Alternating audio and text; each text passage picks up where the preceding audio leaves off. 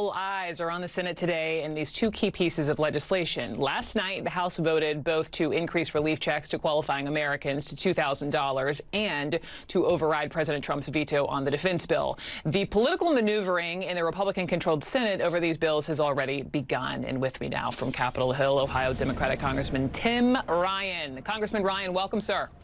Always good to be with you, Brooke. All right, so Senate Majority Leader Mitch McConnell, he says there will be a vote tomorrow on whether to override President Trump's veto of the defense bill.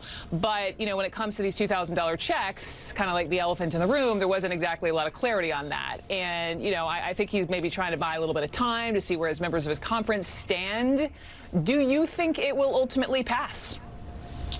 You know, we got to keep pushing. I think there are some senators that are up for re-election in 2 years that are going to be very concerned about this vote. They know that the average American is going through a hell of a lot, whether you're a small business owner who owns a restaurant or you're someone that's, you know, really worried that you're going to miss your rent payment or your car payment.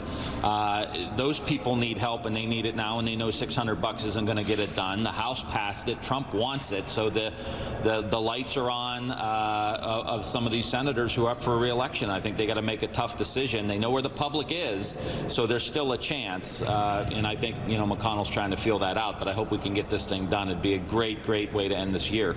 It's maybe a tough decision in the one sense, of course, to be able to give more to Americans. It's also tough because, in a sense, it's a loyalty pledge, right, to maybe the more old school fiscal conservative Republicans versus to the current president. I want to read you something Senator Bernie Sanders actually just tweeted moments ago, saying, today Senator Markey and I demanded a vote on $2,000 for working people. It is a simple no vote, no New Year's break for senators.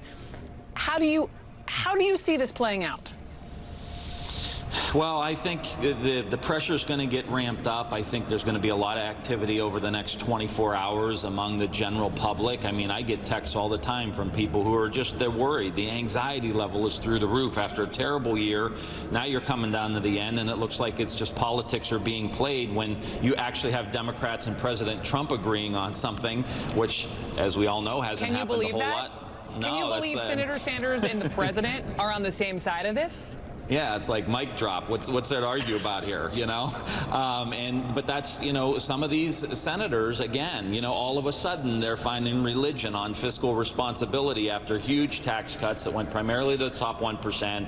We were at $1 trillion a year deficits, Brooke, before the pandemic. And now they're saying, well, we got to watch what we spend. How come if it goes to the wealthiest people in the country, they're okay with it, but if you want to send $2,000 to a family who's going to miss their mortgage payment through no fault of their own, all of a sudden, you know, they find religion on fiscal responsibility? That's the pressure that needs to be applied to those senators that are making the decision now.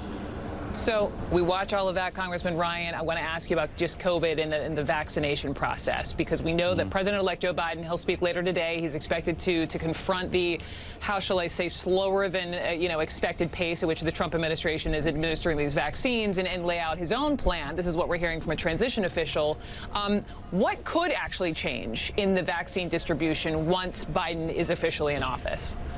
Well, I think it's about driving it through the bureaucracy. You can't have the CEO of the company on the golf course and think that the product's going to make it to market. It's just not going to happen. And the president has been MIA. I was glad to see him come out of the witness protection program the other day because we couldn't find him anywhere.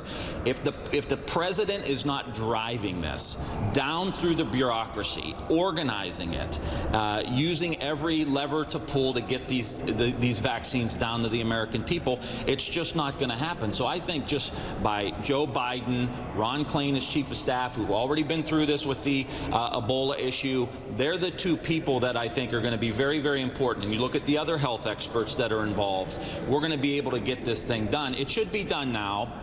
I'm not saying Trump can't do it. I'm just saying he's MIA, and if the president's MIA, you're not going to get it done. And that's the biggest part of the problem. Congressman Tim Ryan, thank you for your time. Happy New Year, just about. Yeah. Thank you. We'll get there. We will. We will. Thank you.